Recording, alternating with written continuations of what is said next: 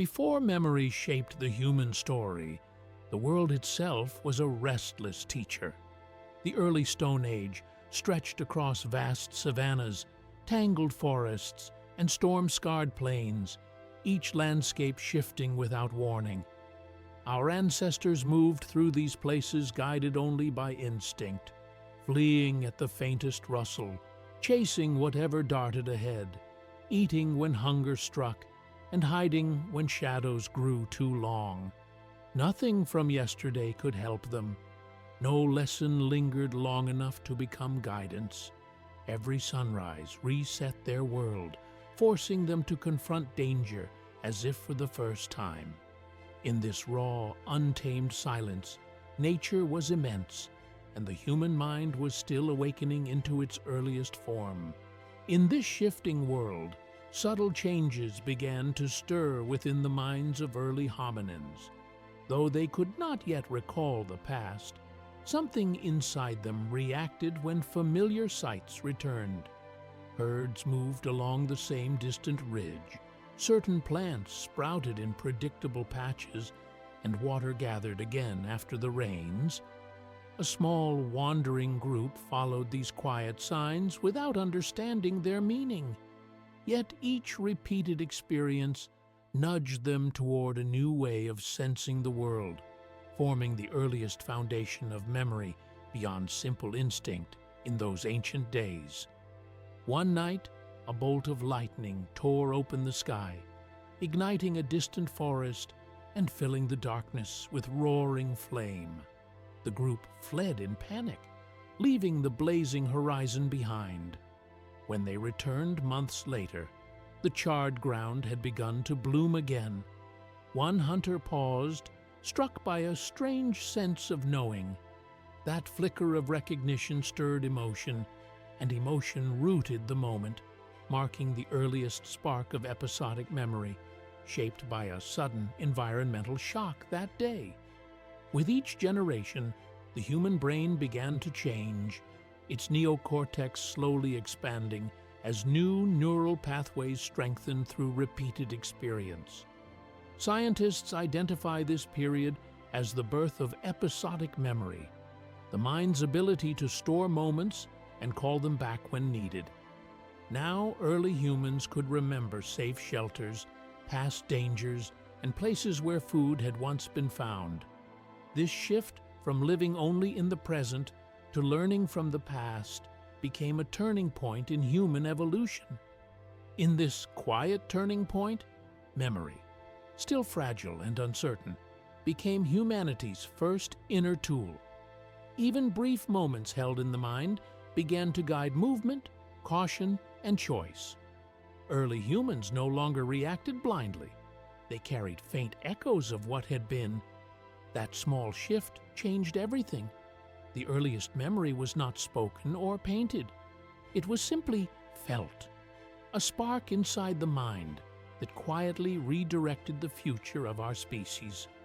On the open plains, early humans began shaping the first tools that hinted at a new kind of thinking. They gathered stones with growing curiosity, testing weight and texture as if sensing hidden potential. One figure struck a pebble against a hammerstone, watching. Flakes scatter until a sharp edge emerged. For the first time, the gaze lingered on the result rather than the motion.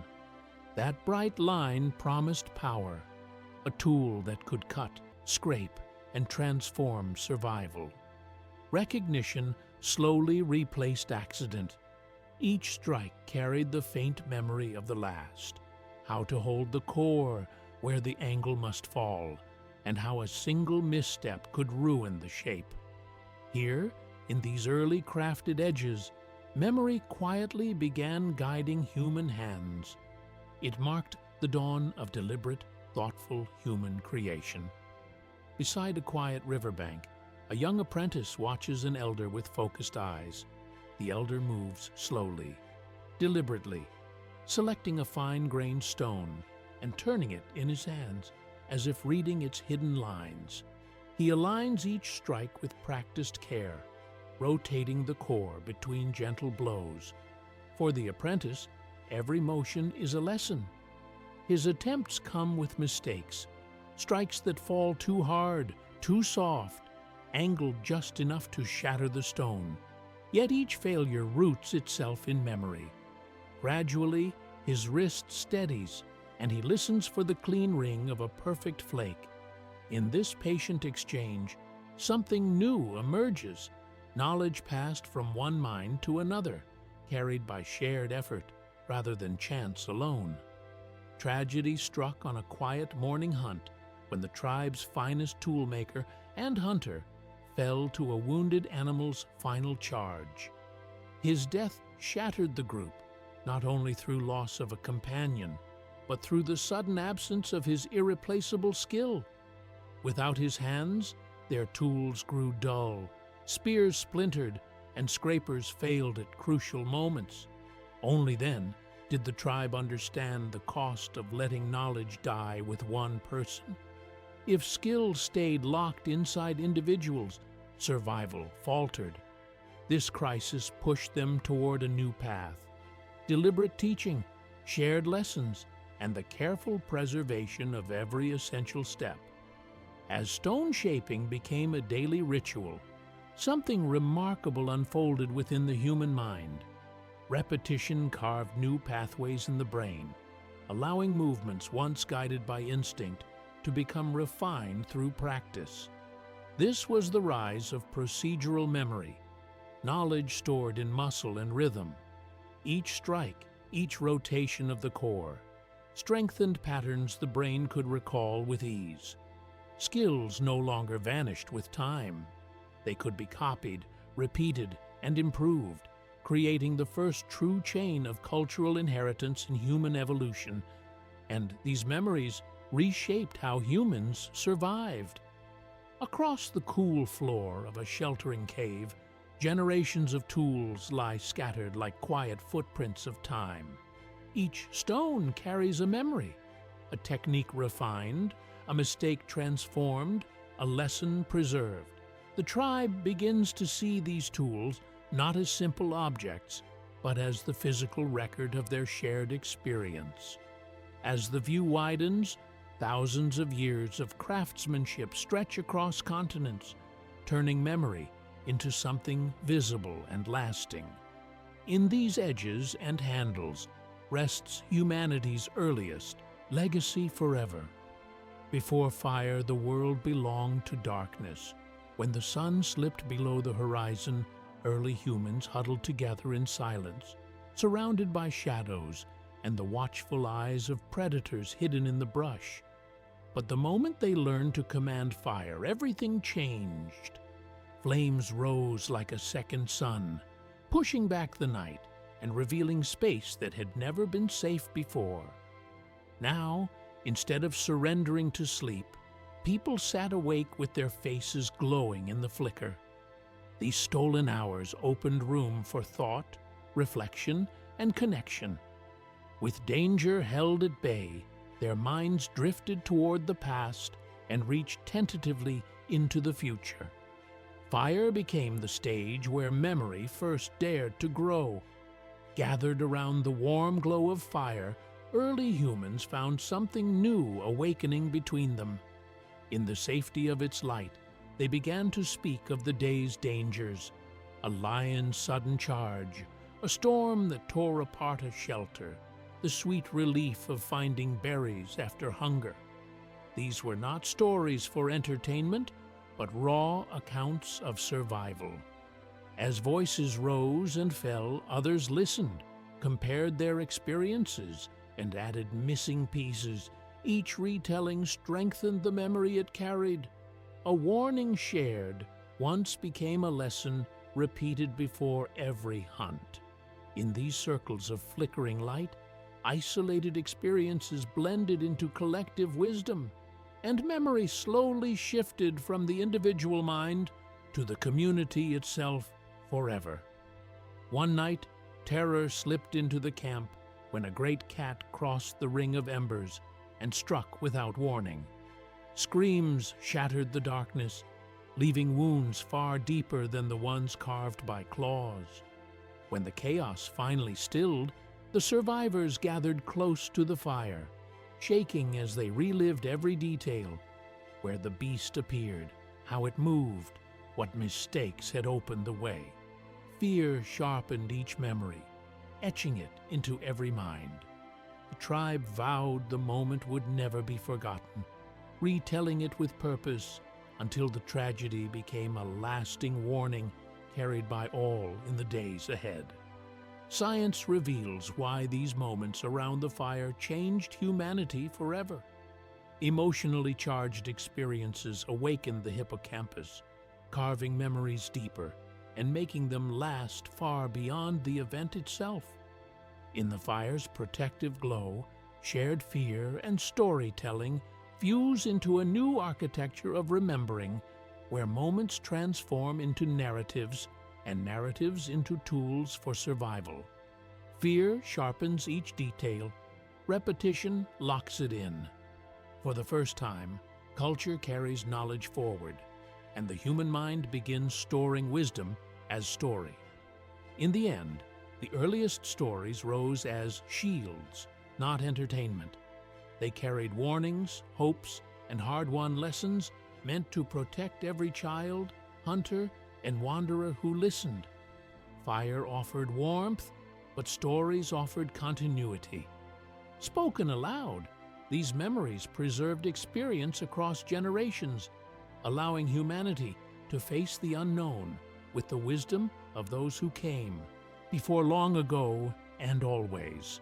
Deep within the ancient caves of Chauvet, Lascaux, and Altamira, flickering torchlight reveals walls alive with shadows and color. Early humans entered these chambers not seeking beauty, but carrying memories too important to lose.